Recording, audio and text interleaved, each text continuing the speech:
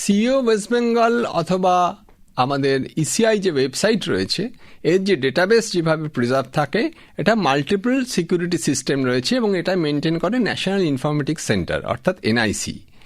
এনআইসির যে সুরক্ষা বলয় রয়েছে এটা পৃথিবীতে অত্যন্ত প্রশংসনীয় এবং এখনো অবধি এটা কিন্তু ব্রিচ হয়নি বলতে এটাই বোঝাতে চাইছি যে মাল্টিপল লেয়ার যেগুলো থাকে, যেখানে একটা দুটো ব্রিচ হলেও পরবর্তী ক্ষেত্রে আর ঢুকতে পারে না, সেটা অটোমেটিক্যালি তাকে সিকিউর করার জন্য প্রয়োজনীয় ব্যবস্থা নেয়। অর্থাৎ আমরা জানি যে যদি একটা শামুককে খোঁচা দেওয়া হয়, সে যেমন খোলসের মধ্যে ঢুকে একটা বর্ম তৈরি করে, এটাও সোজা বাংলায় বলে সেরকম একটা সিস্টেম অফ সিকিউরিটিতে রয়েছে। এটা নর্মালি যে ব্রিচ করার সম্ভাবনা আপনি বললেন সেটা প্রায় নেই বললেই চলে।